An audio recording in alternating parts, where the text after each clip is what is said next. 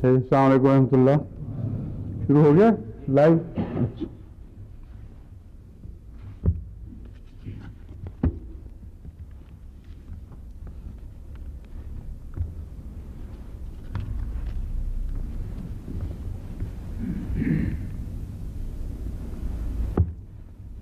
अऊज़ु बिल्लाहि मिनश शैतानिर रजीम।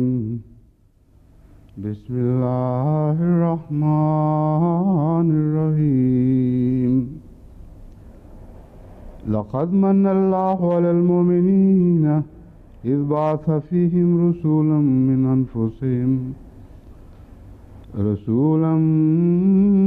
अनफुसिहिम यतलू अलैहिम आयातिही व युज़क्कीहिम व युअल्लिमुहुमुल किताब वल हिकमह व इन कानू मिन क़ब्लु लफ़ी ज़लालिम मुबीन।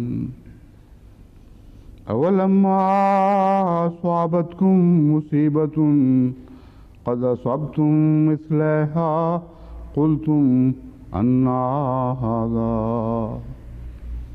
क़ुल हुवा मिन इंदि अनफुसिकुम इन्नल्लाह अला कुल्लि शैइन क़दीर।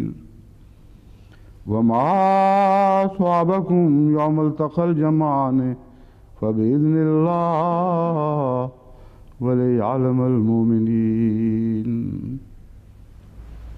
इन आयात की Je suis en train de présenter ces versets depuis quelques jours, mais jusqu'à présent, j'ai parlé à propos du premier verset, c'est-à-dire du verset 165.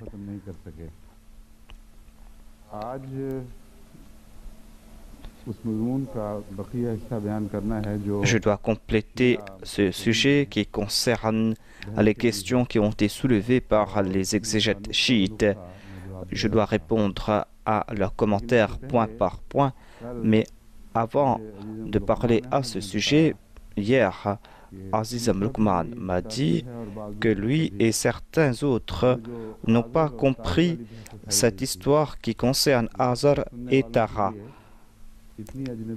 C'est quelque chose de nouveau pour la majorité d'entre eux et ils ne connaissent pas l'arrière-plan historique. C'est pour cette raison que je dois expliquer cela davantage à la lumière du Saint-Coran, à la lumière de la Bible, à la lumière des commentaires des exégètes et quel est mon point de vue à moi.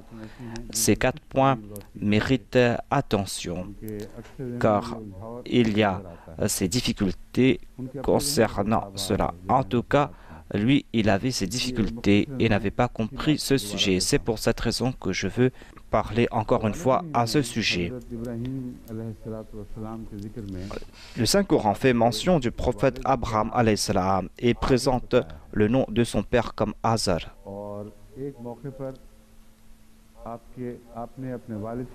Et il est dit qu'il avait prié pour son père. Et il est dit que Abraham avait fait cette prière en faveur de son père car il lui avait fait la promesse que je vais demander à Dieu de t'accorder son pardon. Mais lorsque Dieu a expliqué à Abraham que son père est l'ennemi de Dieu, c'est là que Abraham s'est détourné de cette promesse et plus jamais Abraham n'a pensé à ce sujet. Mais il avait déjà complété sa promesse. Cela a créé des difficultés pour certains exégètes. Mais je crois qu'à l'occasion de la Eid, dans un de mes sermons, j'ai parlé à propos de cette relation d'amour entre Dieu et le prophète Abraham. Dieu pouvait l'arrêter, Dieu savait ce qui allait se passer. Et il a fait cette prière lorsque son père était décédé. Il a fait cette prière très tard.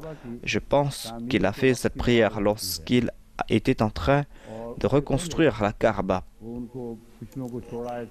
Il avait laissé derrière lui les autres et il y a eu des dissensions, on peut prier en faveur des mouchriquines tant qu'ils sont vivants, car le saint prophète Mohammed lui a prié pour tous les mouchriquines. Il a prié pour qu'Allah les guide dans la bonne direction, et c'est cette prière qui a créé toute cette révolution. La prière qu'a faite Abraham en faveur de son père et l'a faite après le décès de son père, car il n'est pas interdit de prier pour les mouchriquines tant qu'ils sont vivants. Le saint prophète a certainement prié pour ces personnes. Par exemple, il a prié pour Abu Jahl en disant « Allah, guide-le ». Il a prié pour tout son peuple. Et au cours de l'incident à Taïf, il a prié pour ce peuple. Il a déclaré Allahumma hadi qawmi fa innahum la ya'lamun. Et il a fait cette prière à d'autres occasions en de même termes. Il n'est pas interdit de prier pour les mouchriquines tant qu'ils sont en vie. Cette interdiction concerne en fait leur mort. Après leur mort, vous ne pouvez pas prier pour qu'Allah les guide dans la bonne direction. Et la seule prière concerne la prière pour leur pardon. Allah a déclaré que puisqu'ils se sont présentés à moi et puisqu'ils n'ont pas eu l'occasion de se repentir au cours de leur vie, vous n'avez pas le droit de prier pour eux maintenant. L'affaire est maintenant entre les mains d'Allah.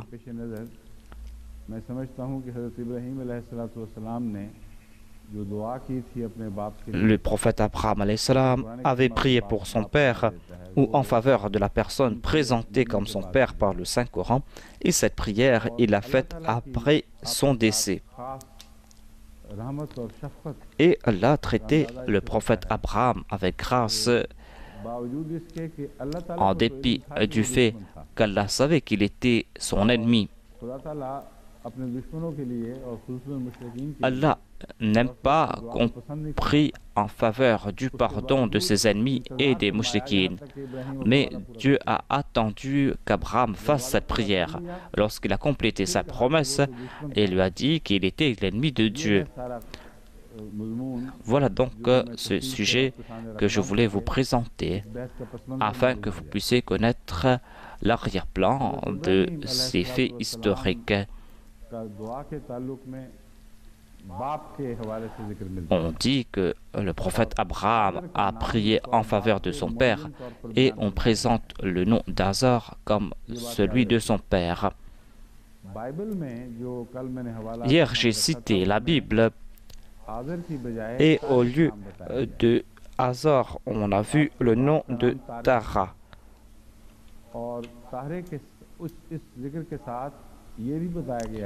Et il a été dit aussi en même temps que le prophète Abraham s'était marié avec sa demi-sœur. C'est-à-dire, elle était la fille de Tara, mais sa mère était une femme différente que la mère d'Abraham. Voilà donc les difficultés auxquelles on faisait face et je vous ai présenté ces faits. Et les exégètes disent la même chose et disent que ce que nous dit la Bible est exact, c'est-à-dire qu'Abraham était le fils de Tara. Et ils disent aussi que l'épouse d'Abraham, Sarah, était sa cousine, la fille de son oncle. Mais on ne trouve pas de témoignage clair à ce sujet. La Bible ne fait que présenter ces faits et est silencieux à ce sujet, c'est-à-dire que Sarah était sa demi-sœur. Quelle est la solution face à ce dilemme? J'ai étudié le Tafsir Kabir du Muslim Maud et il nous présente une possibilité, dans d'autres endroits il nous présente d'autres possibilités, mais j'ai compris qu'il n'était pas lui-même convaincu et il voulait nous faire comprendre que son père s'appelait Tara et c'est ce nom qui s'est transformé en arabe et s'est transformé en Azar. Mais la difficulté est qu'on ne trouve pas le nom d'Azar comme le frère de Tara. On trouve mention de Tara et on ne trouve pas mention de ses frères et sœurs. C'est pour cette raison que nos exégètes ont fait face à cette difficulté et ont cherché d'autres personnes. Le Muslim Maud a présenté une solution en le faisant comprendre que son père était Tara, mais qu'il est décédé au cours de son enfance. Et c'était Hazar qui s'était occupé d'Abraham comme un orphelin. C'est pour cette raison qu'on pourra dire qu'Hazar était son père, puisqu'il a grandi dans sa maison, il pouvait être considéré comme son père et il était aussi peut-être son oncle. Mais la Bible déclare que Tara a vécu longtemps après. Et Tara était avec Abraham lors de la première émigration. Donc, il y a encore une fois une contradiction avec la Bible. Donc, on ne pourra pas éviter ces contradictions avec la Bible. Et je suis en train de présenter mon point de vue et j'ai la certitude que cela est en accord avec ce que nous dit le Saint-Coran. Et ce que nous dit le Saint-Coran est vrai. Et le père d'Abraham s'appelait Hazar et pas Tara. Tara avait encore d'autres frères, parmi lesquels il y avait Hazar. Je vais vous présenter ces références ici. Il a été prouvé que Tara avait accompagné Abraham. On ne trouve pas de référence concernant Hazar. Et en ce qui concerne Hazar, l'orientaliste Seel a déclaré qu'on trouve le nom d'Hazar qui était le père d'Abraham. Il y a un historien qui est considéré comme un des plus grands historiens. Je crois qu'il s'appelle Josephus.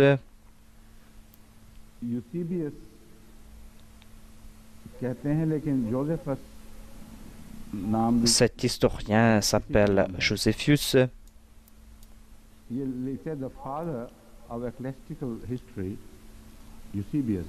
Son titre est le nom de l'histoire ecclésiastique. Eusebius présente Hazar comme le nom d'Abraham. Cette référence a été présentée par Seel.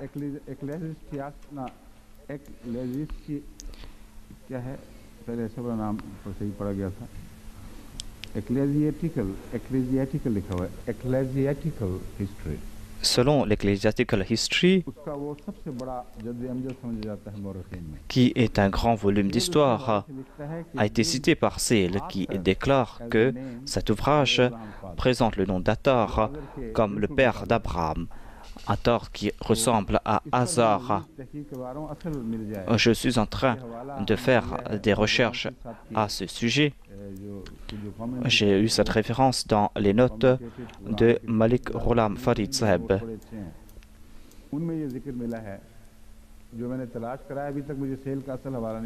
Je n'ai pas encore trouvé la référence de Seel. Je vais citer Seel directement et je vais aussi présenter cette référence tirée de ce livre d'histoire et je vais vous présenter ces faits après. En tout cas, il y a un fait qui a été prouvé, à savoir que les orientalistes qui critiquent le Saint-Coran ont soutenu les musulmans en cherchant ces références et on a prouvé que ce que nous dit le Saint-Coran est vrai. Donc pourquoi changer cela? Pourquoi considérer Hazar comme l'oncle d'Abraham? Ainsi on arrive à résoudre ces deux problèmes. Ce ne sera plus la peine de chercher un autre père pour Sarah. Elle est la fille de Tara et Tara a voyagé avec sa fille. C'est quelque chose de plus plausible. Et puisque Hazar était un grand ennemi, il n'a pas voyagé avec Abraham, ou peut-être qu'il était déjà mort. Lorsqu'il a fait cette prière, Tara était encore vivant et Hazar était mort. Quel était l'âge de Tara? Quel était l'âge de son grand-père? Je vais citer ces références de la Bible. Nachor avait 29 ans lorsqu'il engendra Tera ou Tara. Nachor était le grand-père d'Abraham et le nom de son frère aussi. Des fois, on donne le nom du grand-père à un petit-fils et la Bible déclare que Nachor avait 29 ans lorsqu'il engendra Tara, le père d'Abraham.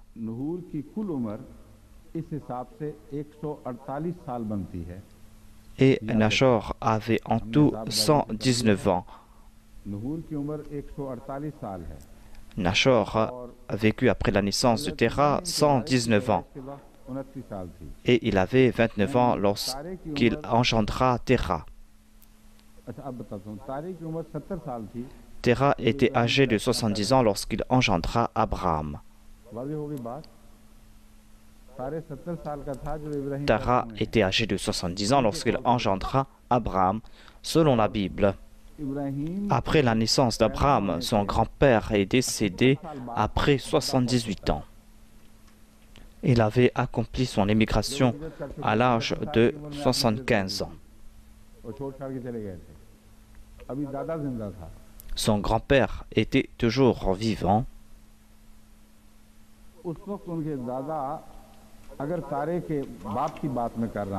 Je suis en train de parler du père de Tara.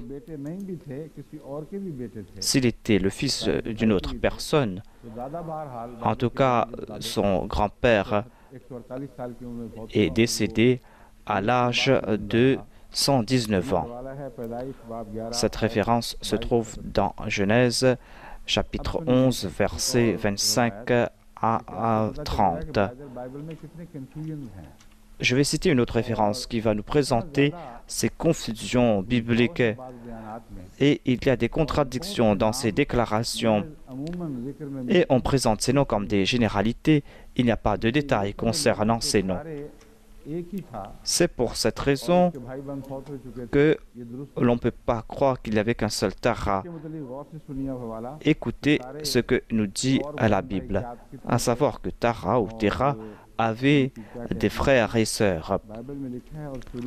La Bible déclare que Sérug était âgé de 30 ans lorsqu'il engendra Nachor. Sérug vécut après la naissance de Nachor 200 ans. Son arrière-grand-père était toujours vivant. L'arrière-grand-père du prophète Abraham était toujours vivant au moment de son immigration. Voilà ce que nous présentent les âges de la Bible. Sérug était âgé de 30 ans lorsqu'il engendra Nachor, et Nachor était âgé de 29 ans lorsqu'il engendra Tera. Si Tera était le père d'Abraham, son grand-père était, ou son arrière-grand-père était âgé de 59 ans.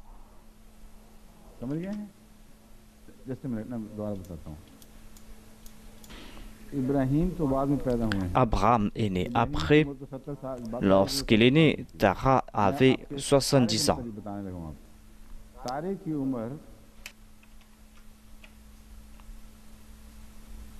Nachor avait 148 ans. Il était le père de Tara. Le père de Nachor était Sérug et il était le grand-père de Tara.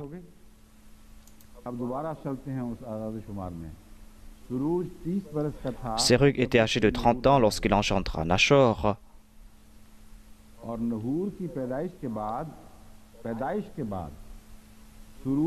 Sérug vécut après la naissance de Nachor 200 ans.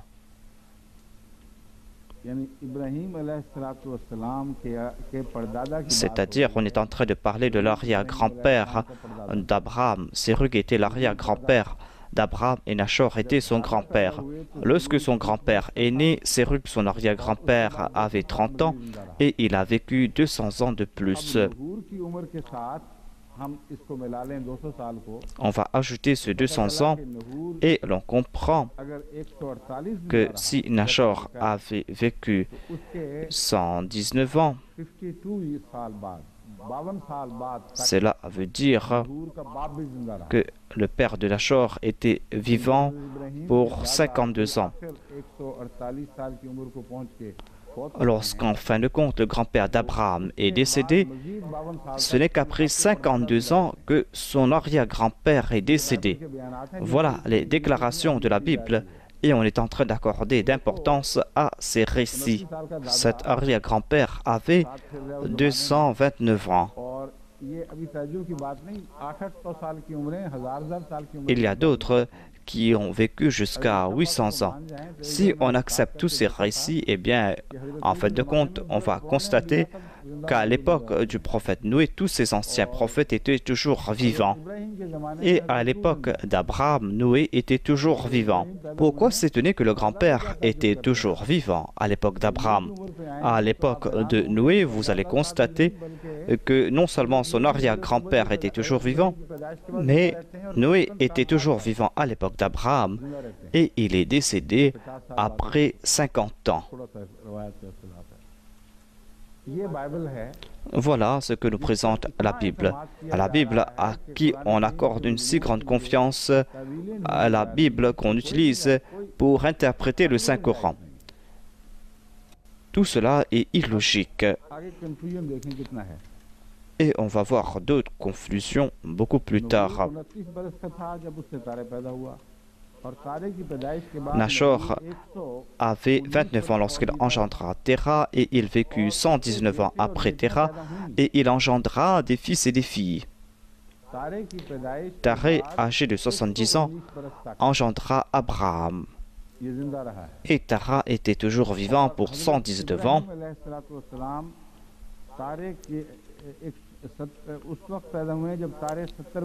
Et Abraham naquit lorsque Tara avait 70 ans.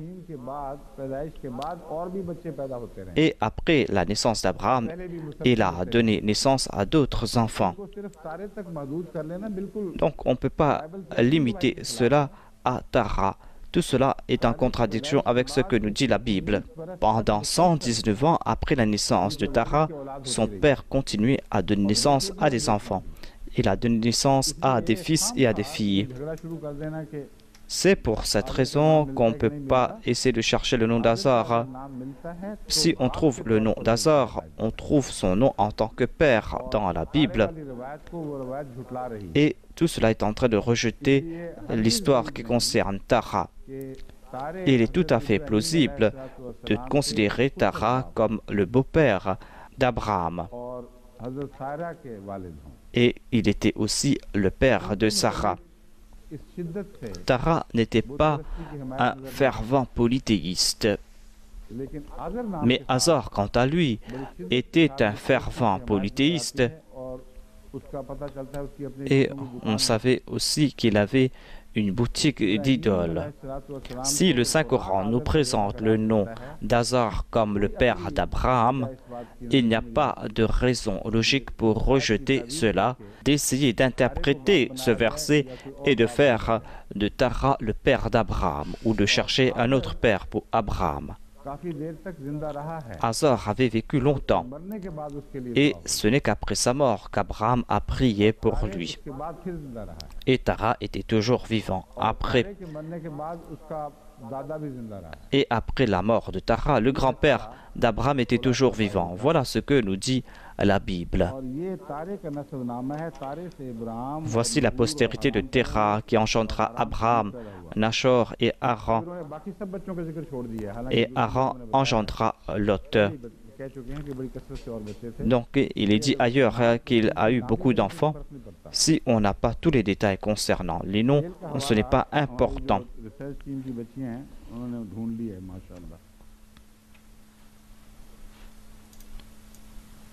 Sophia Safi लिख रही हैं कि Abraham's father is also called Il est dit Sarah que le père d'Abraham est appelé Zara dans les Talmuds by Eusebius. et à tort par Eusebius, 126 Sale. page 136 Sale ने de CL. दो नाम बताए हैं C'est a présenté deux noms, Hathor father से मिलता है qui ressemble à Hazor Zara, et Zara. इसीलिए शायद तारे का शुबा पड़ा है C'est pour cette raison que peut-être il y a des doutes concernant Tara. Il y a le nom Zara एक प्रोनाउंसिएशन ज़ारे आसर आजर की बजाय et au lieu d'Azar, जान हुआ है on aurait pu तो तारे prononcer से ज़ारे इतना करीब है Zaré. कि मालूम होता है उसकी Et वजह toutes से ces फिर prononciations बाइबल sont लिखने वाले को proches धोखा लग गया। et il se peut que les scribes de la Bible aient fait des erreurs à ce sujet. On présente trois noms pour le père d'Abraham et les orientalistes acceptent ces trois noms.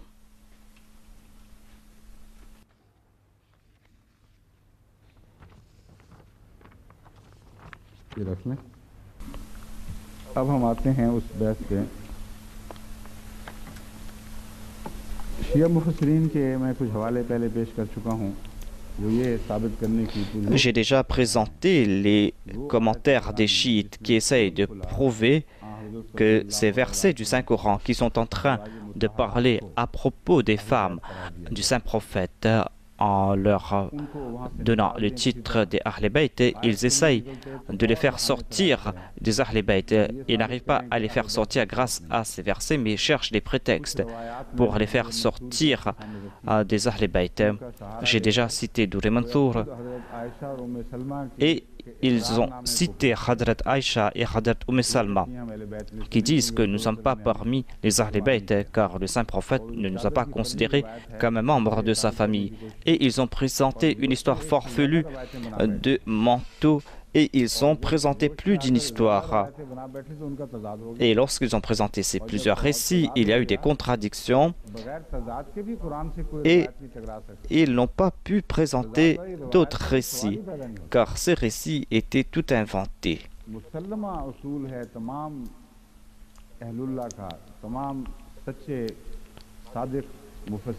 Tous les exégètes sincères et véridiques agissent ainsi. S'il y a un récit qui contredit le Saint-Coran, soit qu'on doit présenter la solution logique afin de prouver qu'il n'y a pas de contradiction entre ce récit et le Saint-Coran, ou soit on doit abandonner ce hadith et ne pas lui accorder d'importance.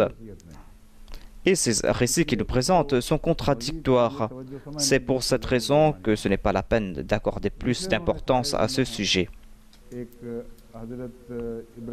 Il cite le Saint-Coran qui évoque le prophète Abraham et qui dit que la femme d'Abraham, Sarah, était un membre des Ahl al-Bayt. J'ai déjà parlé à ce sujet. Leurs arguments n'ont aucune importance. Ils ne pourront pas enlever Sarah comme Ahl al-Bayt en raison du fait qu'elle était l'épouse d'Abraham. Il n'y a pas d'autre sens qui soit acceptable. J'ai parlé à propos de Tara ici parce qu'ils se sont détournés de ces récits qui ont été évoqués là-bas. Tout d'abord, ils disent que Sarah était parmi les Ahl al-Bayt parce qu'elle était la fille de Tara et non pas en raison des bénédictions d'Abraham. Et ils disent comment cela peut être possible qu'elle soit honorée en raison d'Abraham. Cette famille était très honorable. C'était la famille d'Azor, c'était la famille de Tara et elle était leur fille. C'est pour cette raison qu'elle était membre des Ahl al-Bayt. Ils ont abandonné Abraham en cours de route. Et ils ont dit que, regardez, il était aussi la mère d'Isaac.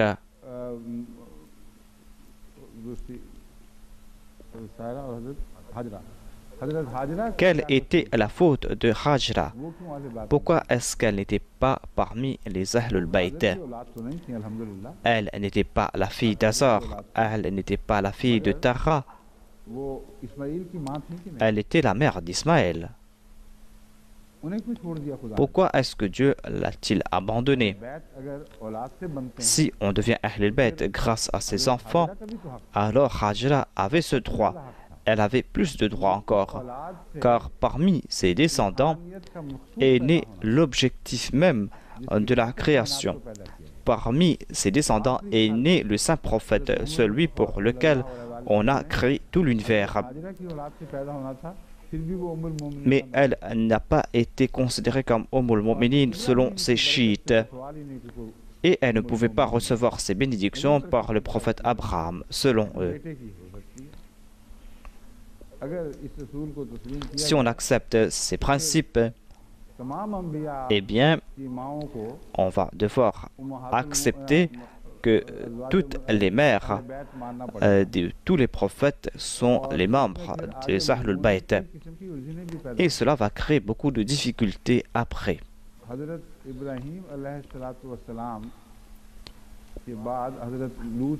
Après le prophète Abraham, il y a le prophète Lot, et après cela, il y a le prophète Noé. Un des fils du prophète Noé s'est perverti, mais on va devoir accepter que sa mère est Ahlul Bayt, et après cela, il y aura certaines difficultés car le Saint-Coran n'a pas présenté de bon exemple à ce sujet. Et il y a encore d'autres difficultés, je ne vais pas aller en détail ici. En tout cas, on doit rejeter ce principe, à savoir qu'on devient Ahlul Bayt en raison de ses enfants. On devient Ahlul Bayt d'une maison qui a un maître. Lorsqu'il y a un mari à la maison, on devient Ahlul Bayt par son entremise. Et ce sont ses enfants qui deviennent Ahlul Bayt. Par méchanceté et par préjugé, on a fait sortir Hadrat Aïcha et Hadrat Safiya et les autres de la liste des Ahlul Bayt parce qu'ils n'ont pas de fils et ils ont cherché des prétextes à ce sujet. Donc, je ne vais pas parler encore à ce sujet, mais je vais présenter encore d'autres difficultés pour ces exégètes chiites. Ils ont déclaré qu'en fin de compte, il faut y avoir des liens de sang. S'il y a aussi des liens de foi, c'est là qu'on devient membre des Ahlul Bayt. Puisqu'il n'y a pas de lien de sang avec son épouse, c'est pour cette raison que les épouses ne sont pas dans cette liste. Elles seront dans la liste si leur père a un lien de sang. Voilà donc toute l'histoire qu'ils ont inventée. Et ils vont faire face à une autre difficulté. Cela concerne Hadrat Salman Farsi.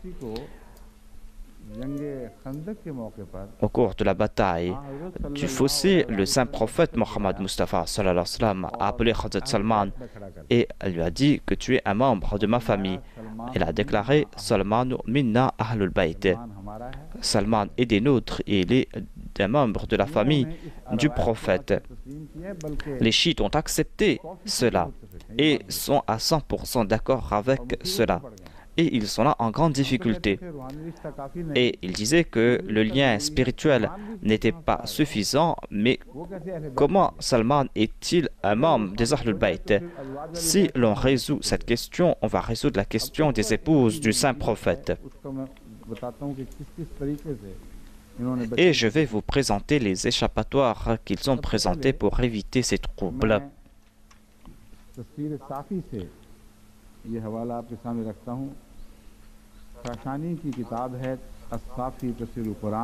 Il y a le Tafsir Safi, volume 1er, page 790. La traduction est que Hayashi a rapporté cela de l'imam Ja'far Sadiq. Selon les chiites, si ce récit atteint un imam, alors on doit accepter ce hadith ou ce récit. Il déclare que ces imams sont si élevés que ce n'est pas la peine de savoir d'où vient ce récit. Même si l'imam est venu 200 ans après, on va accepter ce récit comme un récit qui a été rapporté du saint prophète Mohammed. Ils disent qu'il y a des certitudes concernant les récits de l'imam Sadiq.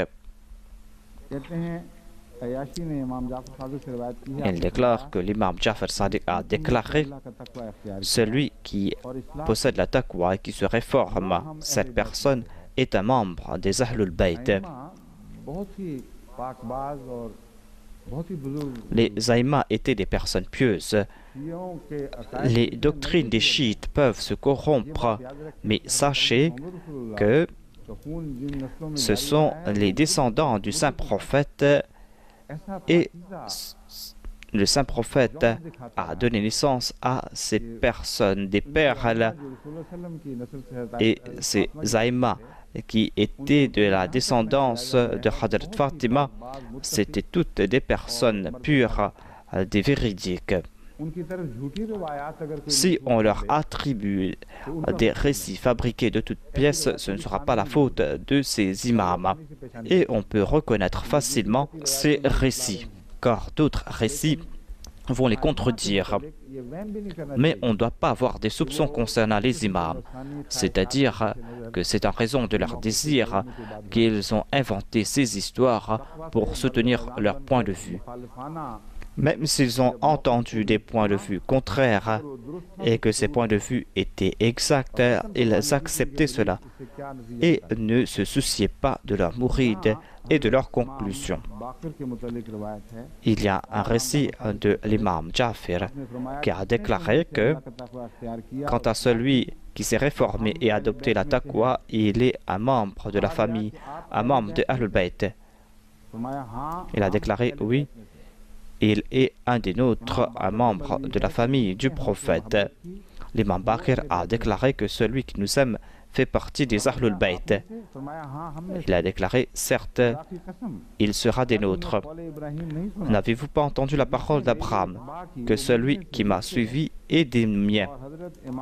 S'adressant à Dieu, l'imam Jafar Sadiq a déclaré que tu es miséricordieux et gracieux, mon Seigneur, envers ceux qui m'ont désobéi. Voilà donc le point de vue des aïmas, c'est-à-dire qu'on n'a pas besoin de lien de parenté pour être un membre des Ahlul Bayt. La condition est la taqwa. Et quant à celui qui est muttaqi et qui est pieux, il sera un membre des Ahlul Bayt.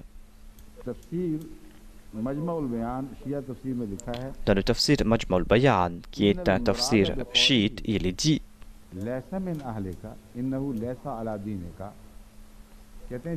il a été dit à propos du fils de Noé que Laysa min ahlika.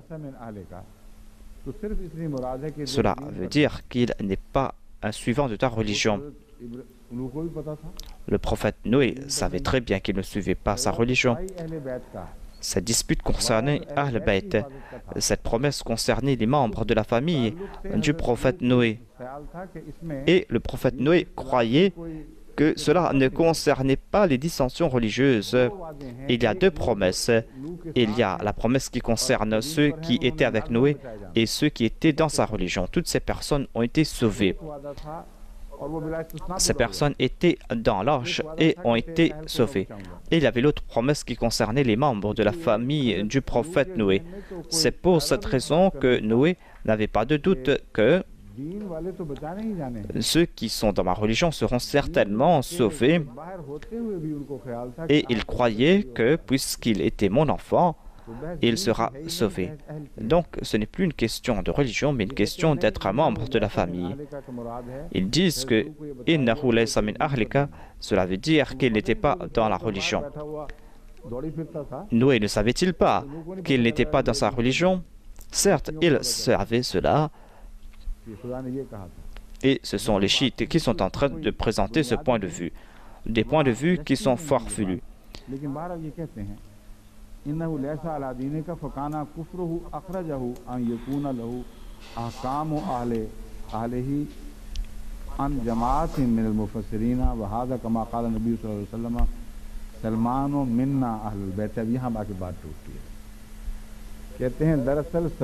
disent qu'on a dit que Salman était un membre de l'Ahlul Bayt. Tout cela était en raison de cette relation avec la foi.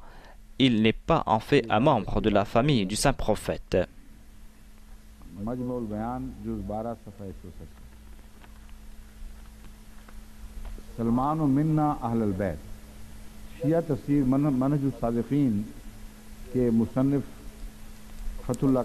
Fatullah Kassani écrit à ce sujet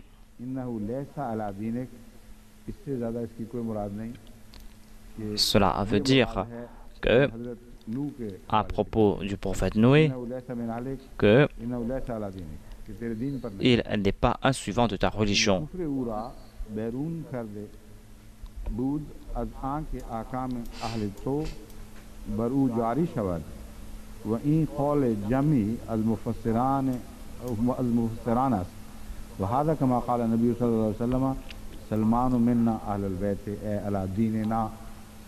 सिर्फ इतना मतलब है कि Ils disent que Salman Minna Ahlul Bayt signifie uniquement que Salman est dans la religion du saint prophète. حدثنا مصعب بن عبد الله قال قال رسول الله صلى الله عليه وسلم سلمان منا على البيت. En expliquant ce hadith, dans le Sirat Ibn Hisham, on trouve des explications à ce sujet. Il est dit qu'au cours de la bataille du fossé, les Muhajirines avaient déclaré Salman Minna et les Ansar ont déclaré Salman Minna, c'est-à-dire Salman est des nôtres. Salman était un persan et il n'était ni parmi les Muhajirines ni parmi les Ansar. Il n'était pas un arabe, il était de la Perse et il s'était émigré en Arabie. Et le saint prophète a déjà divisé ces deux groupes. Il y avait d'une part les Ansar et d'autre part les Muhajirines. Et il y avait aussi les membres de sa famille qui étaient dans un coin. Quelle était la dispute? On a essayé d'appeler Salman dans sa direction. Les Muhajirines ont dit que Salman est des nôtres. Viens avec nous. Les Ansar ont déclaré que Salman est des nôtres et qu'il doit venir avec nous. Selon les chiites, qu'a dit le saint prophète? Il a déclaré Salman minna ahlul bayt, c'est-à-dire Salman est des nôtres et il est dans notre religion. Il n'est pas dans la religion des Ansar ni des Muhajirines, il est dans notre religion. Il n'y a pas d'explication plus sotte que celle-là. Ils sont en train d'errer dans les ténèbres.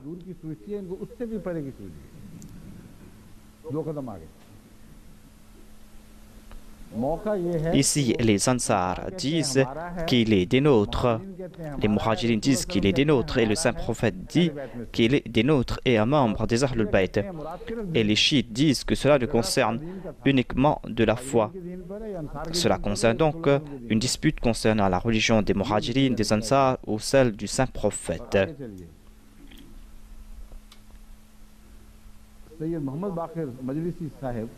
Mohammed Baqir Majlisi est contraint d'accepter la vérité, tout simplement parce que les imams chiites sont véridiques, ce sont des muttaqis.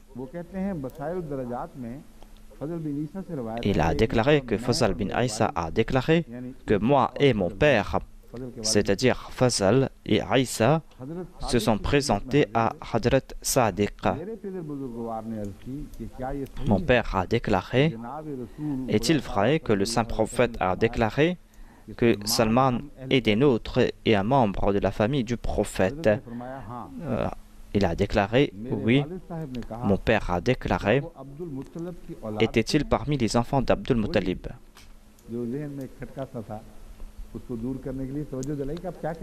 Donc il voulait comprendre si Ahl al-Bayt signifie être un membre de la famille d'Abdul Muttalib. L'autre a répondu qu'il est un membre des Ahl al-Bayt. Mon père a dit, est-ce qu'il était un enfant d'Abu Talib? Il a déclaré, il est un Ahl al-Bayt. Voilà ce que signifie la taqwa. Leurs aïmas étaient de saints personnages et ces mots-là les ont complètement défigurés. Elle a répondu, il est un membre des Ahlul Bayt. Mon père a demandé, je n'ai pas compris ce que vous voulez dire. Et il a répondu que il est un des nôtres, un des Ahlul Bayt.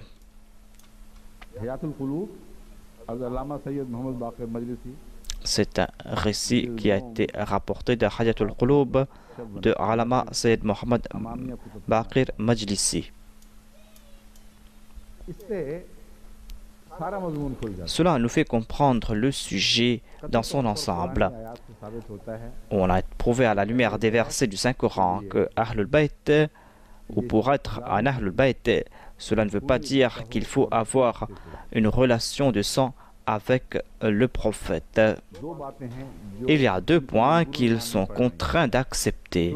Il y a tout d'abord la descendance du prophète par l'entremise de Hadrat Fatima, ainsi que ses enfants et ses descendants qui sont les membres d'Ahlul Bayt. Ensuite, ils doivent accepter Hadrat Ali en raison du lien de parenté avec lui. Il ne suffit pas pour lui d'être le gendre du prophète. Ensuite, il y a ceux à qui le monde est interdit. Il y a Hadrat Abbas et d'autres, et cela concerne les liens de parenté du saint prophète. Ensuite, il y a la condition de la foi, c'est-à-dire qu'on doit avoir la même foi. Ces deux concepts sont d'une part, et il y a d'autre part, l'épouse du prophète Abraham, à qui les anges ont donné le titre de Ahlul Bayt. Tout cela prouve que les épouses du saint prophète font partie des Ahlul Bayt. Mais jusqu'à présent, ils parlent à propos des liens de parenté. Maintenant, on va se tourner à propos de ce verset qui parle à propos des épouses du saint prophète. Tous ces versets parlent à propos de ces épouses du saint prophète. On parle à propos de leurs actions et on leur dit qu'ils seront doublement récompensés. Et Dieu promet que nous allons vous aider. On ne trouve pas mention ici de tierces personnes. Ainsi donc, il n'est plus ici question de lien de parenté. La condition est la compagnie du saint prophète et d'établir un lien avec sa foi. Le récit qui concerne Salman vient renforcer tout cela et tous les chiites acceptent cela. Là-bas, il n'est pas question de lien de parenté. Il n'est même pas question de nationalité. Et le saint prophète a déclaré qu'il est un membre des Ahlul Bayt, a déclaré que pour être un Ahlul Bayt, ce n'est pas la peine d'avoir un lien de parenté, un lien de sang.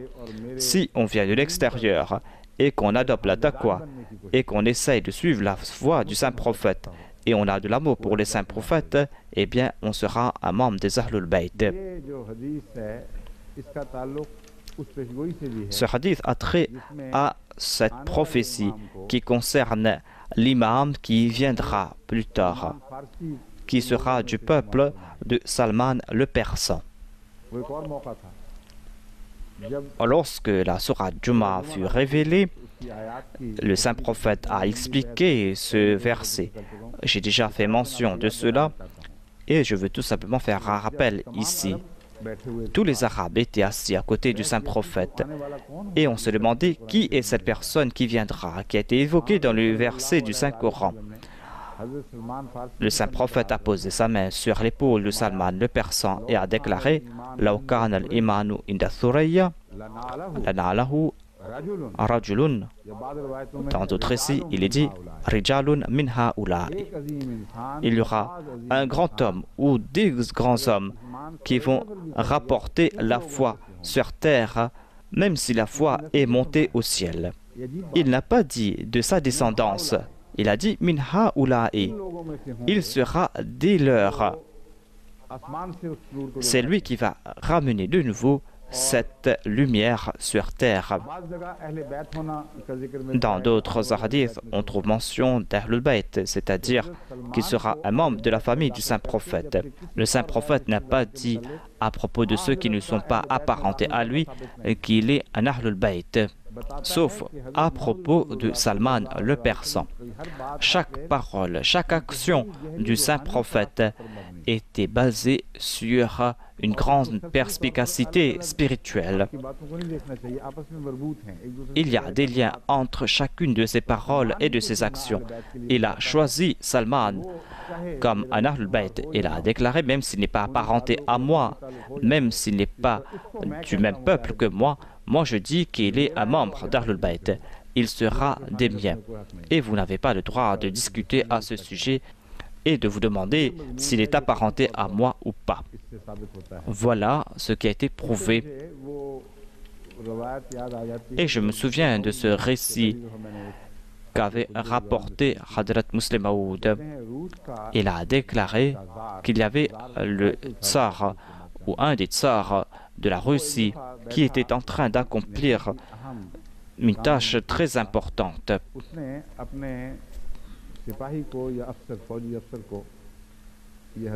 Il a donné des directives à un soldat qui était présent qu'il doit se mettre devant la porte et d'empêcher toute personne d'entrer, car il ne voulait pas être dérangé. Le fils du tsar est venu. C'était un prince. Le prince a dit « Je veux entrer à l'intérieur ». Le soldat a dit « Non, tu n'as pas le droit d'entrer ». Le tsar a dit que personne ne devra entrer.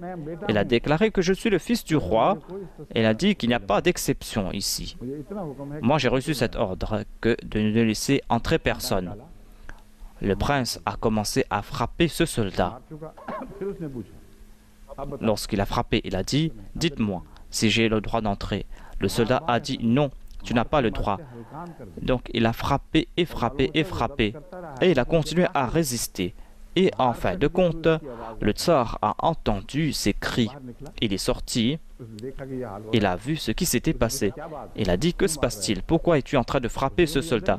Le prince a dit qu'il ne me laisse pas entrer. Le tsar lui a demandé « Pourquoi ne te laisse-t-il pas entrer ?» Le prince a dit que tel était votre ordre. Le tsar a dit « Si j'ai donné cet ordre, pourquoi essayes-tu d'entrer ?» Le tsar a dit « Soldat, prends cet objet avec lequel il t'a frappé et frappe mon fils. » Ce soldat ne savait qu'obéir. Il ne voulait pas frapper le prince. Et le prince a répondu que dans l'Empire russe, selon la tradition et selon une loi ancienne, aucun soldat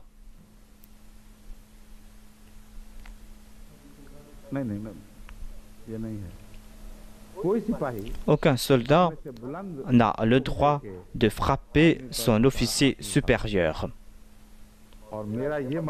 Et tel est mon statut. Et celui-là, c'est un soldat ordinaire. C'est pour cette raison qu'on ne peut pas aller en l'encontre de cette loi. Le tsar a dit que telle est la loi, on va respecter cette loi. Mais il a dit en même temps, en s'adressant aux soldats, que tu es maintenant un général et ô général, prends ce fouet et frappe mon fils. Le prince a dit qu'il y a encore une autre loi, c'est-à-dire que celui qui n'est pas un prince, quel que soit son statut, n'a pas le droit de frapper un prince. En s'adressant au soldat, il a dit « Ô prince, prends ce fouet et frappe mon fils ». Et c'est là qu'il a frappé ce fils. Un tsar, un roi de ce bas monde, a le droit de choisir quelqu'un pour faire de lui un membre de sa famille. Et selon eux, le saint prophète n'a pas ce même droit. Et même celui qui vit en compagnie du saint prophète ne peut être un prince selon eux. C'est le comble de l'ignorance. Les règnes du monde se trouvent entre les mains du saint prophète. Et il a déclaré, Salman au Minna, Ahlul Bayt a prouvé qu'il avait ce choix. Il pouvait choisir n'importe qui comme un membre de sa famille, comme un membre d'Ahlul Bayt. Et quelle était la condition? Je vais présenter les conditions que nous présente le Saint-Coran et comment ces conditions réduisent à néant les arguments des chiites.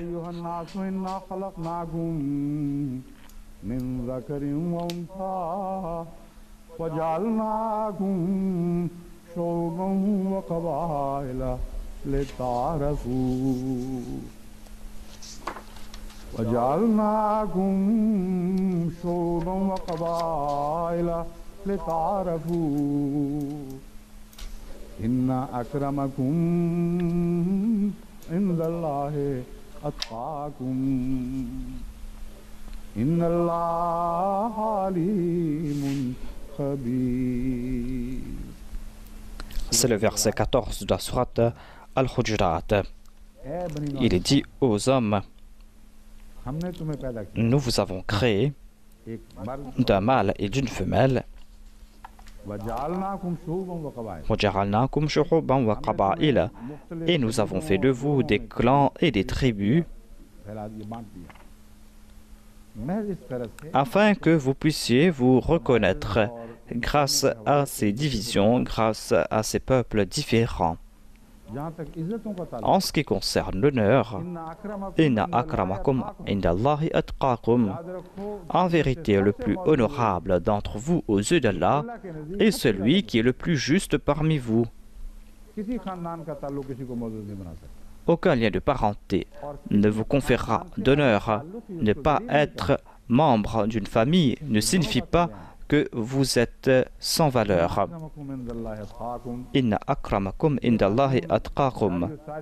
Telle est la loi de Dieu. Cette loi est immuable, ne sera jamais changée. Les plus honorables d'entre vous aux yeux d'Allah sont ceux qui sont muttaqis. Cet honneur vient du saint prophète, car c'est le saint prophète qui était le plus muttaqi d'entre tous. Il était le muttaqi non pas parce qu'il était l'enfant d'Abu Hashim. Il était le plus honoré aux yeux d'Allah parce qu'il était le plus muttaqi. Inna Allaha alimun khabir. Vous ne savez pas cela. Allah c'est le mieux. Allah sait qui est muttaqi, qui est honorable. Si on veut parler d'honneur en référence au Ahlul Bayt, le Saint-Coran a tout expliqué clairement et il n'a plus question de dispute. Que ce soit l'imama, que ce soit les faveurs spirituelles, c'est Allah qui va prendre la décision finale. C'est lui qui connaît à qui il va confier la tâche de transmettre son message. C'est lui qui choisit à qui il va accorder ses grâces. Il accorde ses grâces à la personne de son choix et personne ne pourra arrêter sa main.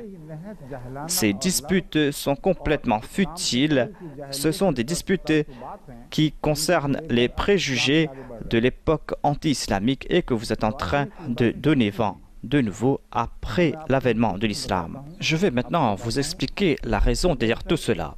Tout cela est tributaire du concept de la monarchie en Perse et la monarchie héréditaire qu'ils ont essayé d'imposer sur l'islam. On peut dire d'une part que c'est la vengeance de l'Iran ou de la Perse sur l'islam.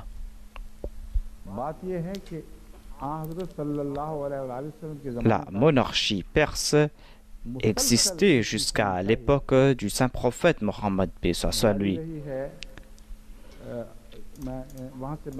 Cette monarchie a perduré jusqu'à l'époque de Hadrat Omar. Et après cela, l'Iran a subi échec après échec. Cette monarchie avait duré 1300 ans sans aucune coupure. Des familles se sont succédées, des fois il y a d'autres familles qui ont succédé à d'autres, mais en tout cas la royauté a toujours duré et ne s'est pas arrêtée. Il y a un écrivain qui a écrit à ce sujet. Le titre de son ouvrage est « C'est ainsi que parla Zoroastre ». Il a déclaré que j'aime Zoroastre car j'ai vu que la culture perse et la royauté perse est la plus ancienne.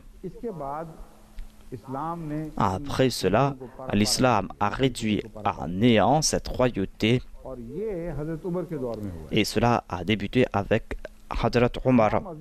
L'islam a remporté ses grandes victoires contre l'Iran à l'époque de Hadrat Omar.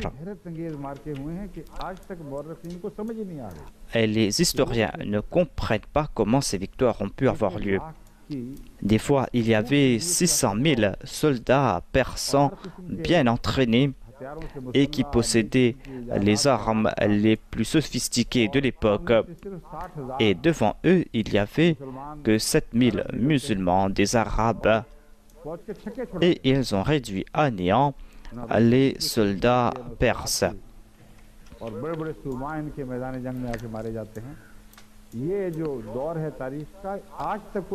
Jusqu'à présent, aucun historien ne peut comprendre comment cela s'est passé. Tout cela s'est passé au cours du califat de Hadrat Omar.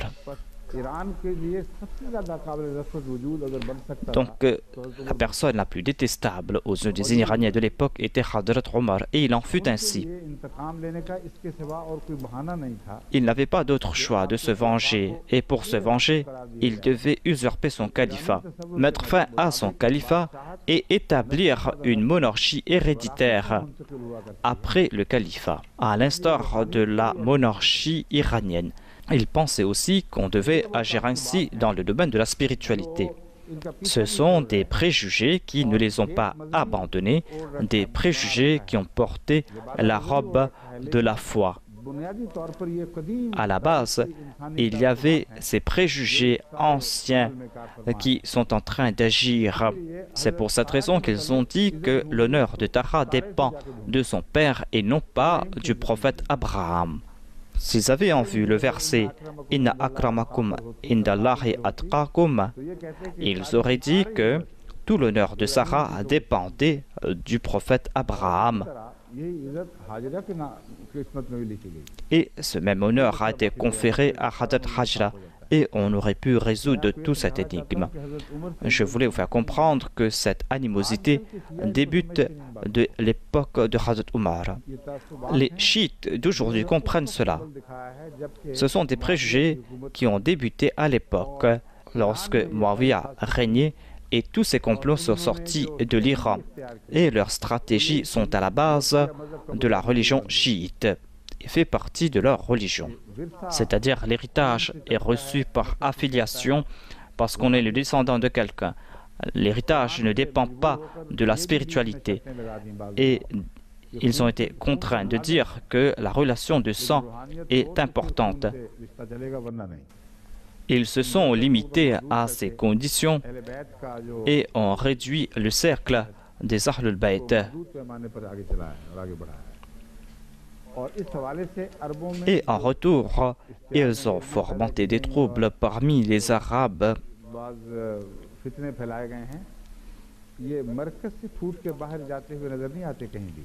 On ne voit pas cela venir du centre. Ce sont des mouvements qui sont venus de l'extérieur. Ces troubles sont venus des frontières de l'Empire islamique. Ce sont des sauterelles qui s'épanouissent loin des habitations à la lisière du désert. Et lorsque cette nuée de sauterelles s'attaque aux plantations, il n'en reste rien. Ces troubles sont nés très loin du centre de l'islam et en fin de compte, ils se sont vengés. Mais ceux au nom de qui on a lancé ces troubles n'ont rien reçu. Il n'y a pas eu de monarchie alawite. Au nom de Hazrat Ali et au nom des membres de sa famille, on a fait des complots. Et ce sont les descendants d'Abbas qui ont profité de ces complots. Et on a établi la dynastie abbasside. Ceux en faveur de qui on faisait toutes ces propagandes n'ont rien reçu en retour. Et après cela, lorsque l'Iran a repris son indépendance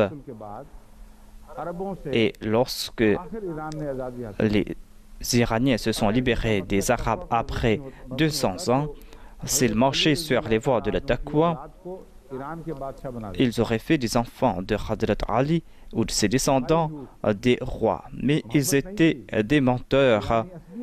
C'était l'esprit iranien qui était derrière. Ils voulaient rétablir les anciennes dynasties. Les Iraniens ont repris leur pays en main.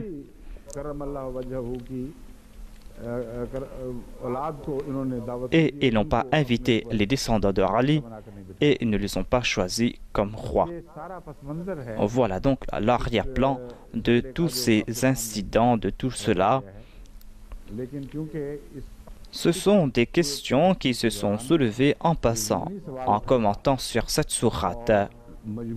Et j'étais contraint de parler à ce sujet, car ils se sont attaqués aux épouses du Saint-Prophète et à ses compagnons. C'est pour cette raison que j'ai parlé à ce sujet. Sinon, On est en train de parler à propos de la bataille de Uhud et je vais retourner vers ce sujet. Mais avant cela, je vais citer un autre récit.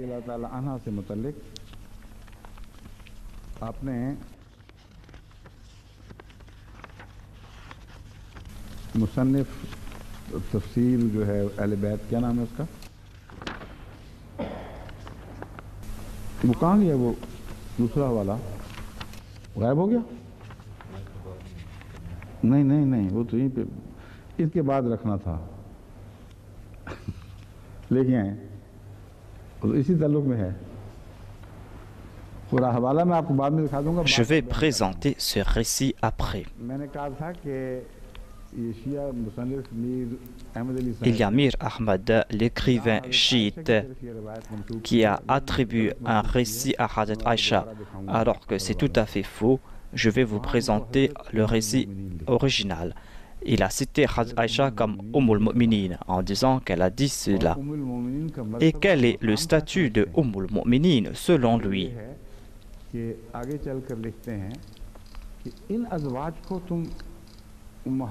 Il déclare que vous essayez de considérer ces femmes comme les Ahlul Bayt, et parmi elles, il y avait celle qui avait fait souffrir le saint prophète pendant un mois, c'est-à-dire Hadrat Aïcha radhiyallahu anha.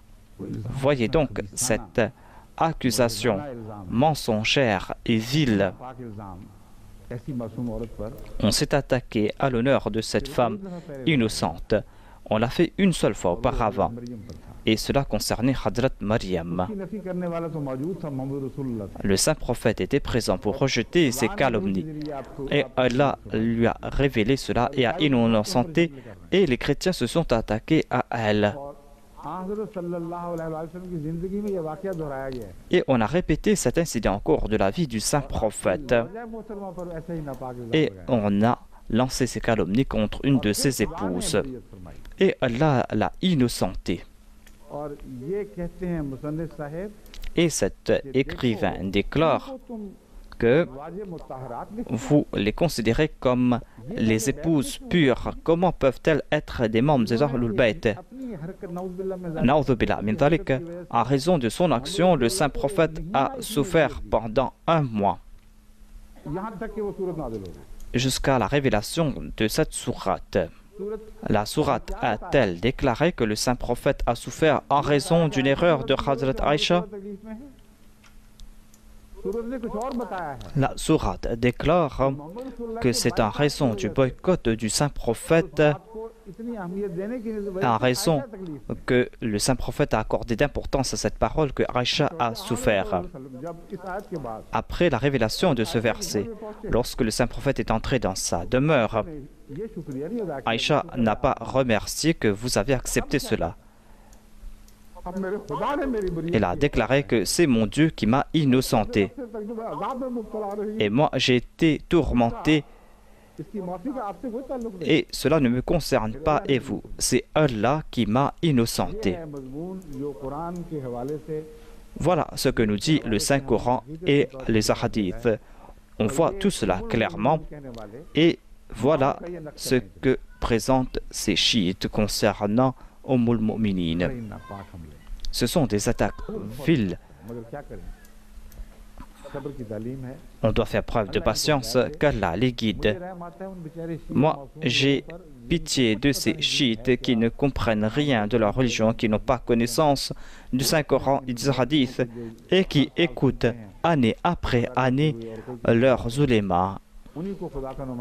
Ils pensent qu'ils sont les représentants de Dieu et ils se frappent les poitrines et se flagellent pour cela, mais ne comprennent pas pourquoi est-ce qu'ils doivent se flageller. Ils doivent se flageller pour cela. C'est le mal qu'ils ont commis. Ils ont donné naissance à une Karbala spirituelle. Ils se flagellent en raison des incidents de Karbala, mais ils doivent se flageller davantage pour ce Karbala spirituel. Car on est en train de s'attaquer au saint prophète, à ses compagnons.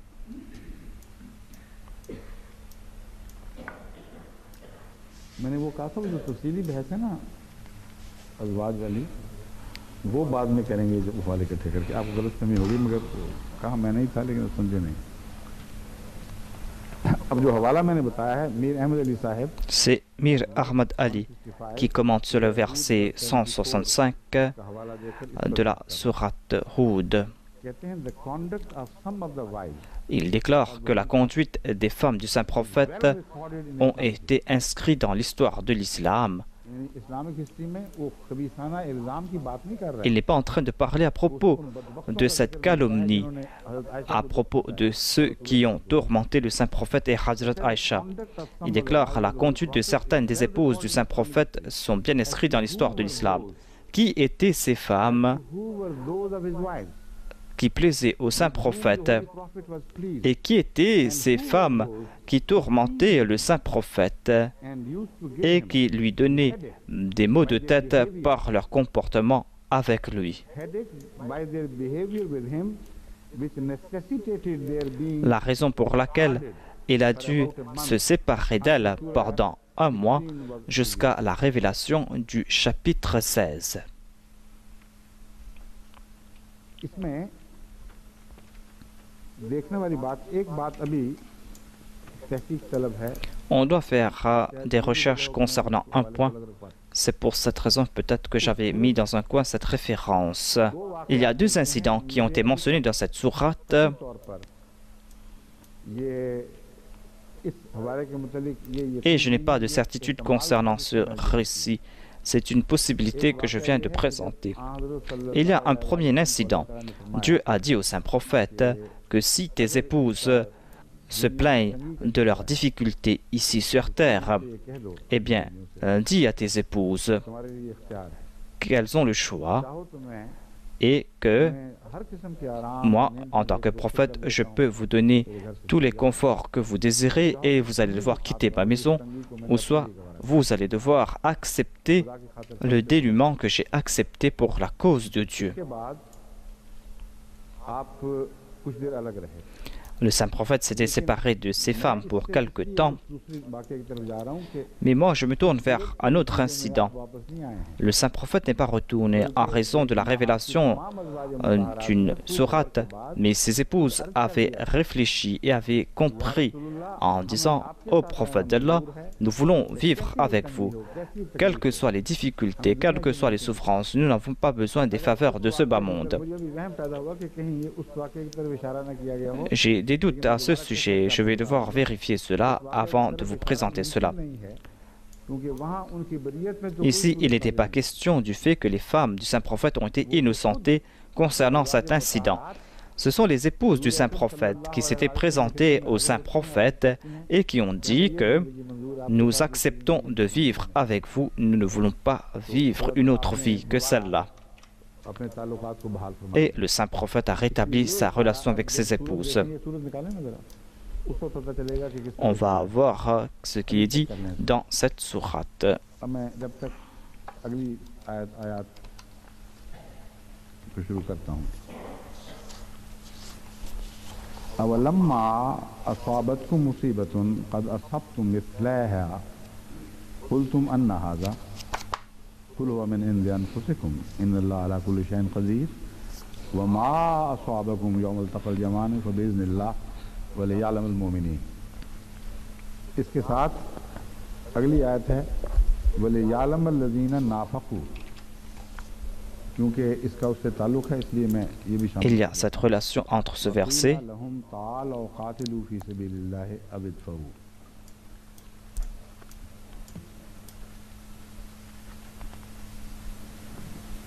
ये सवाल है क्या ये हकीकत नहीं, क्या ये वाक़या दुरुस्त नहीं La vérité est, कि जब तुम्हें कोई मुसीबत पहुंची lorsqu'un malheur vous arrive, जिससे दुगनी et मुसीबत jadis vous en aviez infligé le double aux autres, तुमने ये कहा vous dites d'où vient ceci.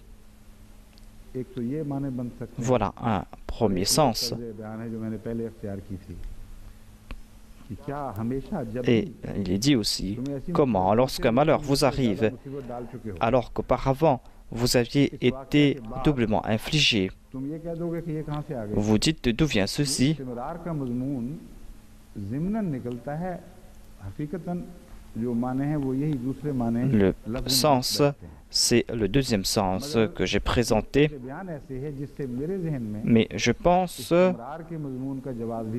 que l'on peut aussi accepter ce fait que lorsque vos ennemis souffrent et que vous êtes en train de souffrir, allez-vous toujours dire que pourquoi avons-nous souffert? C'est un point de vue psychologique et ce verset nous présente cela. Mithleha s'est passé une seule fois et le Muslim Maud a traduit cela comme une seule fois. N'est-il pas vrai que lorsque vous-même, vous aviez infligé double souffrance aux autres et lorsque vous avez souffert, vous avez dit? La réponse est, cela vient de vous-même. Inna Allaha ala kulli shay'in qadir. Certainement, Allah possède pouvoir sur toutes choses.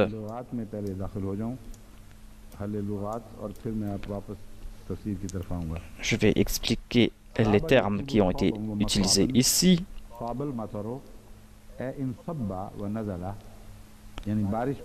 Cela signifie que la pluie a tombé. Sahaba a un sens de tomber.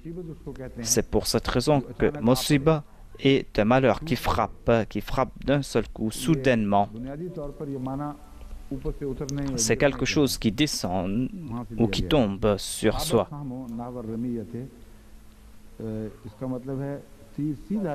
Sahaba, Sahmu Nahwal Ramiya, c'est-à-dire que la flèche est partie directement et a atteint sa cible.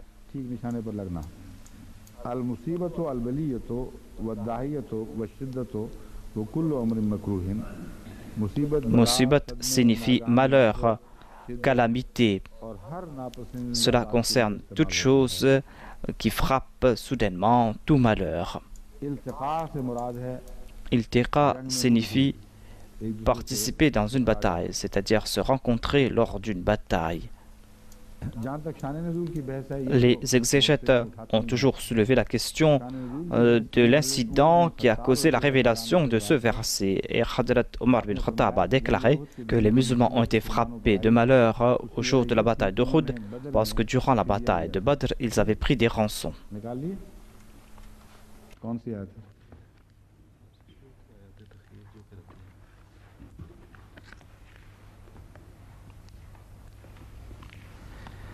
ये तो आयत तस्हीर है हैं तस्हीर अच्छा ये आयत ये वो आयत है यार नबी कुल अज़वाज का वही जो मैंने दूसरी आयत को बयान किया था लेकिन इसमें ये कहाँ दूसरी आयत कौन सी है जब वो नाज़िल हुई Où est l'autre verset dans lequel il est dit que lorsque ce verset a été révélé, elles ont été innocentées? फिर ये तो है ही ना आप इसकी तरफ क्यों ले गए दोबारा ज़बरदस्ती Il y a une indication concernant une ville calomnie lancée à l'encontre de Hadrat Aïcha radhiyallahu anha. L'exégète chiite déclare que vous êtes en train d'aider celui qui a fait souffrir le saint prophète et qui a eu un mauvais comportement et qui a fait souffrir le saint prophète.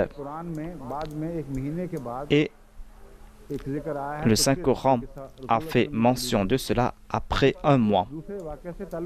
Il n'y a aucune relation avec le premier incident que j'ai évoqué. Je n'avais pas lu cette référence. C'est pour cette raison que je me suis dit que peut-être il parlait à propos de l'autre incident, mais il n'en est pas ainsi.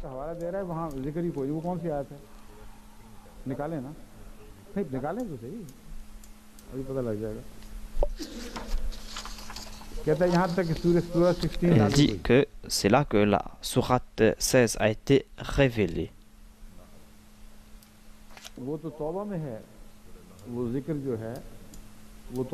Cela a été mentionné, je crois, dans la sourate Torba. Cela a été révélé dans le chapitre Nour ou la sourate Nour.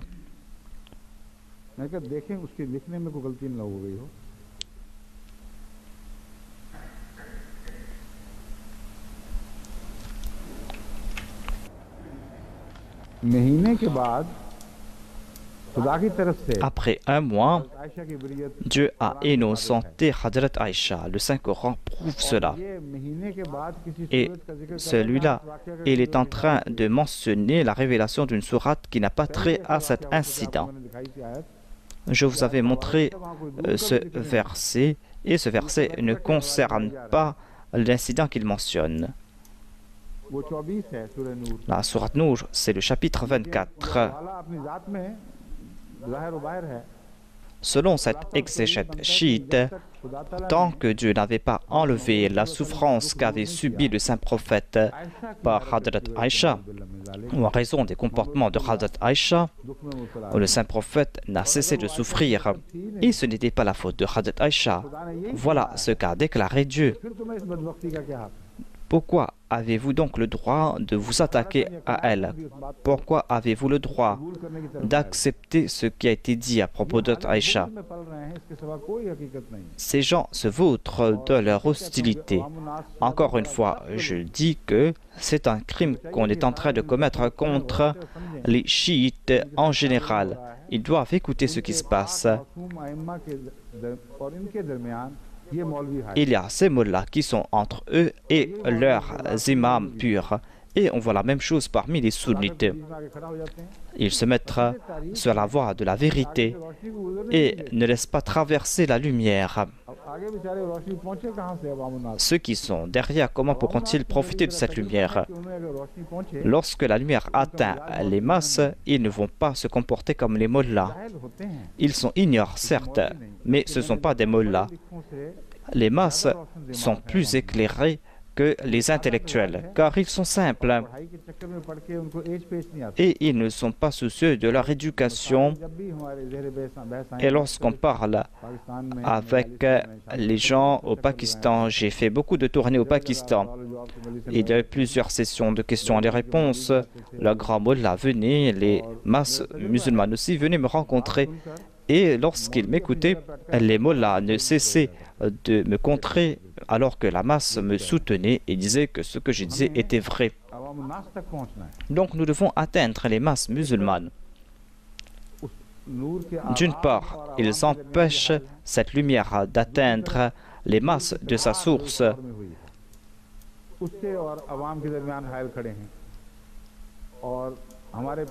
Et ils sont en train de fermer les voies pour la transmission d'un message. Si Allah ne nous avait pas accordé sa grâce du ciel, nous n'aurions pas eu de moyens pour atteindre les masses. Par la grâce de Dieu, nous sommes en train de transmettre ce message et cela est en train de faire des effets. Avant-hier, il y avait un ami Ahmadi qui a apporté son ami ici, un ami non musulman, et après avoir m'écouté, il a déclaré « Acceptez-moi comme Ahmadi, je ne veux pas rester à l'extérieur. » Nous devons donc atteindre les masses. Le troisième calife a dit que 99% des gens au Pakistan sont pieux. Il y a 1% qui a créé ces troubles. Ils peuvent être de bonne nature, mais ce sont aussi des ignorants. L'ignore, en dépit de sa bonté, s'il a quelque chose au cœur, même si c'est faux, en raison de son ignorance, il est prêt à donner sa vie pour cette cause. C'est pour cette raison que les troubles viennent toujours des masses. Cela est une preuve aussi de leur bonté, car ce sont des gens sincères. Si un mensonge s'ancre dans leur cœur, ils sont prêts à donner leur vie pour cette cause, alors que les riches et les intellectuels ne font rien et allument le feu et regardent ce qui se passe. J'ai l'espoir donc que on pourra transmettre le message aux masses chiites et on va voir leur réaction.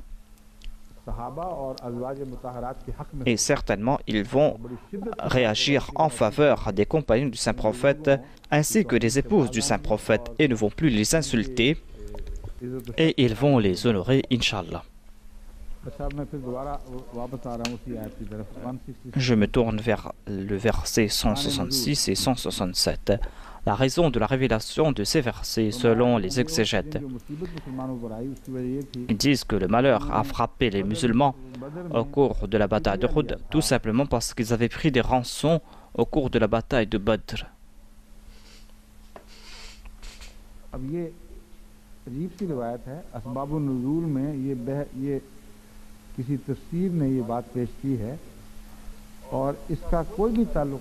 Il n'y a aucune relation entre ce qui s'est passé là-bas. Je n'accepte pas que Hazrat Omar ait pu dire quelque chose qui va à l'encontre du Saint-Coran. Le Saint-Coran déclare qu'ils ont été frappés de malheur parce qu'ils ont désobéi au Saint-Prophète. Vous avez désobéi au Saint-Prophète, c'est pour cette raison que vous avez été frappés de malheur. Il n'y a aucune relation entre cet incident et la bataille de Badr. Le Saint-Prophète avait pris des rançons.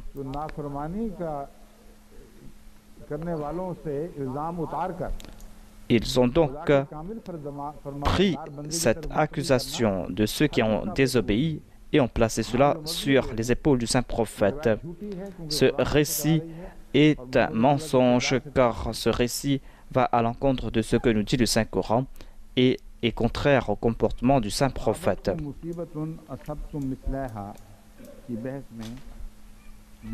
Les orientalistes ont commenté à propos de ce verset ainsi que les musulmans et disent qu'au cours de la bataille de Badr, 70 soldats ennemis sont tombés et au cours de la bataille d'Uhud, les musulmans ont perdu 70 soldats. Comment avez-vous donc pu infliger le double alors que c'était le même nombre? L'explication est qu'on n'a pas fait de prisonniers musulmans. Alors que à Badr, vous aviez tué 70 soldats ennemis et vous avez fait prisonnier 70 soldats. Vous avez donc pu frapper 140, alors que vous avez perdu que 70 soldats, mais ces personnes sont tombées à martyrs. Voilà donc le sens de Mithlayha.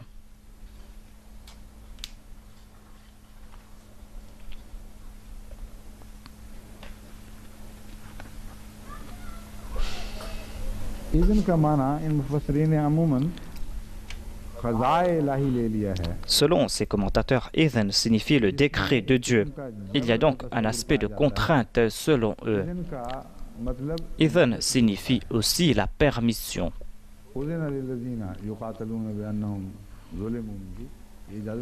On trouve mention de permission dans ce verset et Udhina a été utilisé dans le sens de permission.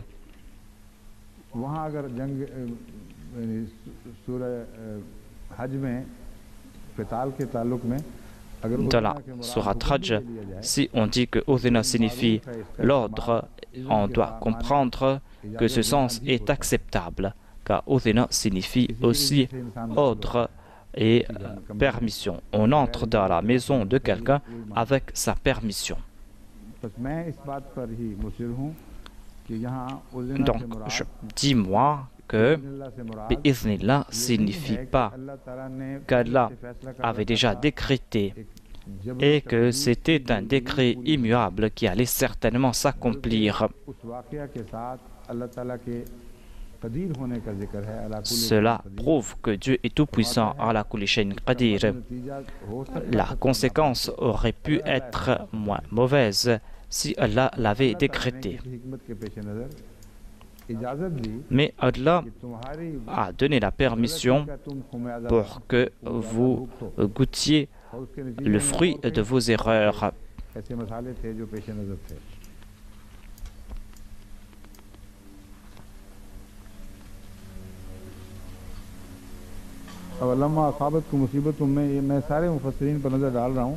Je suis en train de regarder ce que disent les commentateurs. Ils disent que 70 musulmans sont tombés à martyrs, 70 soldats ennemis ont été tués et 70 ont été faits prisonniers.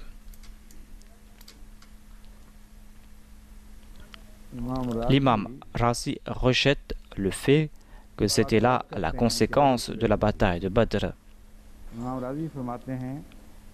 Il déclare que le premier verset évoque ce malheur et dit que ce malheur les a frappés en raison de leurs erreurs et à cause de leur personne. Dans ce verset, il est dit que ce malheur vous a frappé pour d'autres raisons, afin qu'il puisse y avoir une distinction entre les croyants et les hypocrites. Je pense qu'il n'y a pas de contradiction dans l'esprit de l'imam Razi. Il veut nous faire comprendre tout simplement qu'il y a d'autres sagesses derrière cela, tout comme idhan signifie permission. Allah n'a pas fait souffrir les musulmans sans qu'il n'y ait de sagesse derrière. Il y avait un but derrière tout cela, et ce but était que l'on puisse faire la différence entre les véritables croyants et les hypocrites. Ce verset n'a pas trait à cet incident uniquement. Pourquoi est-ce qu'ils ont souffert, les musulmans? Allah a donné la permission afin qu'ils souffrent, car le Saint-Coran explique cela clairement, que s'ils n'avaient pas souffert, il n'y aurait pas eu cette distinction entre les mu'minines et les hypocrites. Et il y aurait eu ces hypocrites qui n'avaient pas participé de la bataille d'Uhud. Ils étaient assis chez eux. Je vais expliquer cela plus tard. Pourquoi je ne veux pas lier ce verset avec un autre incident qui a suivi la bataille d'Uhud. Il y avait une sagesse qui était derrière les incidents de la bataille d'Uhud. La sagesse est que après cette bataille, on allait faire la distinction entre les hypocrites et les croyants. Voilà ce que je pense être vrai et je vais soutenir cet argument. C'est pour cette raison que l'imam Razi a déclaré que idhan signifie par la connaissance de Dieu. C'est une annonce de la part d'Allah et c'est une question de permission.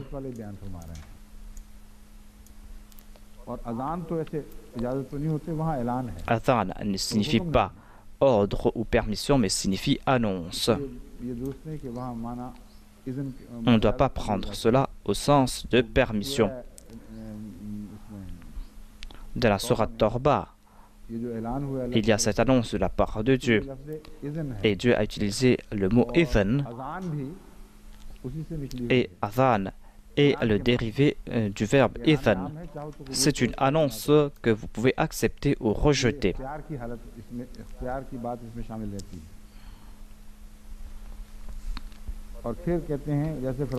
Ensuite, il est dit,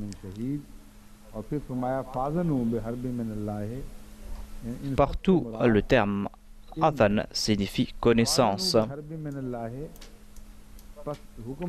Ce n'est pas un ordre que vous allez certainement vous battre contre Dieu. Il est dit, préparez-vous à vous battre contre Dieu. Vous avez le choix, vous pouvez vous battre contre lui ou vous pouvez vous repentir. Idhan signifie donc une permission, signifie un choix.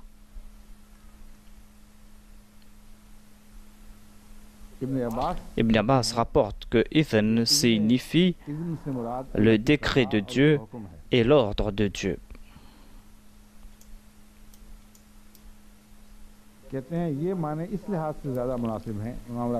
L'imam Razi que l'on peut accepter ces sens, car si on accepte cela, les musulmans seront contents. Ils vont dire que si tel était le décret de Dieu, nous allons accepter cela. Mais ici, je ne suis pas d'accord avec l'imam Razi, car le Saint-Coran ne veut pas consoler les gens par de telles paroles. Le Saint-Coran nous présente des sagesses très profondes. Les gens peuvent accepter le décret de Dieu, mais ils ont toujours des doutes au cœur. Et les gens souffrent davantage.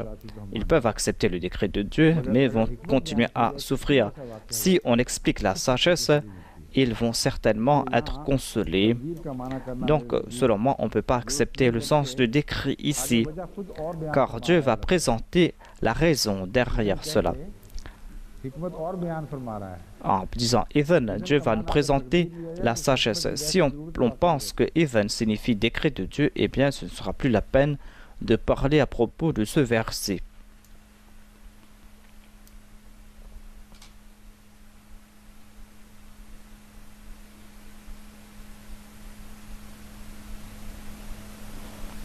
ये कहते हैं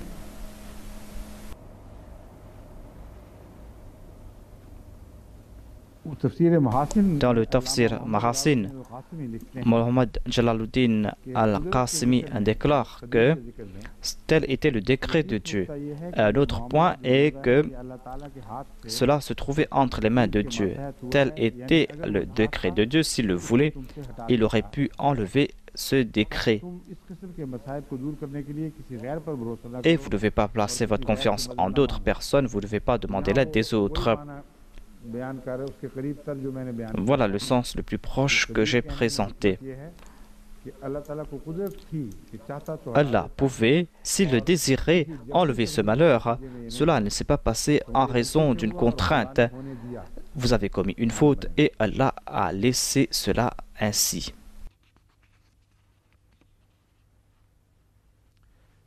ये कहते हैं कि शिया तफसीर में तो ये लिखा हुआ है बिलाखिर मीर अहमद अली साहब भी जो बात खोल कर बयान करते हैं Mir Ahmad Ali a déclaré en résumé que ce verset prouve, ainsi que les autres versets, que Dieu voulait faire la distinction entre les croyants et les hypocrites au cours de la bataille d'Uhud. Et il les a frappés, ces musulmans, afin qu'ils puissent faire la distinction entre les croyants et les hypocrites, afin qu'il n'y ait plus de doute après cela à ce sujet. Il déclare que cette distinction a été faite et seul Hadrat Ali a été prouvé comme étant un croyant et tous les autres sont des hypocrites. Et maintenant, on a compris qui sont les hypocrites et qui sont les véritables croyants. Voilà, selon lui, le sujet de tous ces versets. Voilà ce que nous présentent les exégètes chiites. Mais que nous dit le Saint-Coran? Écoutez.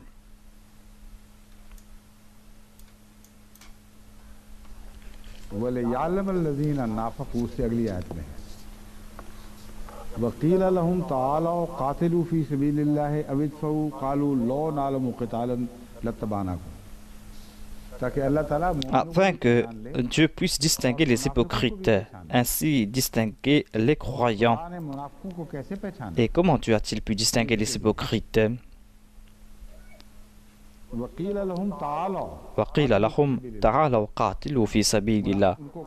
Il leur fut dit, venez et battez-vous pour la cause d'Allah, ou repoussez l'assaut de l'ennemi. Ils répondirent, si nous savions nous battre, nous vous sauverions volontiers. Les gens qui ont participé dans la bataille d'Uhud ont-ils donné cette réponse? Dieu est en train de démontrer qui sont ces personnes. Nous avons fait la distinction entre les hypocrites et les croyants. Et la distinction entre croyants et hypocrites est que les hypocrites ne sont pas venus sur le champ de bataille. On dit qu'ils ne savent même pas se battre. Cela concerne Abdullah bin Ubay bin Salul et ses compagnons.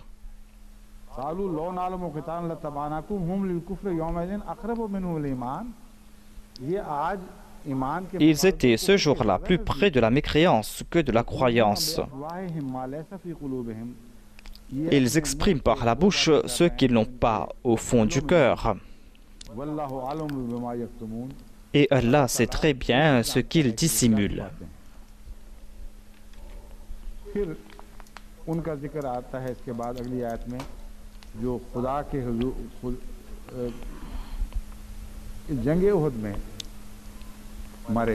Ensuite, on trouve mention de ceux qui sont tombés à martyrs au cours de la bataille d'Uhud. Et il est dit, mais je vais parler à ce propos après, car je pense qu'on n'a plus assez de temps. क्योंकि मुझे पता है कि वक्त खत्म होने में अभी शायद आधा मिनट बाकी है सिर्फ, इसलिए इंशाल्लाह Je vais m'arrêter là et Inch'Allah, demain on va parler à ce propos. आपके सामने रखूंगा। अस्सलाम वालेकुम रहमतुल्लाह, खुदा हाफिज़। يا أيها الذين آمنوا كتب عليكم الصيام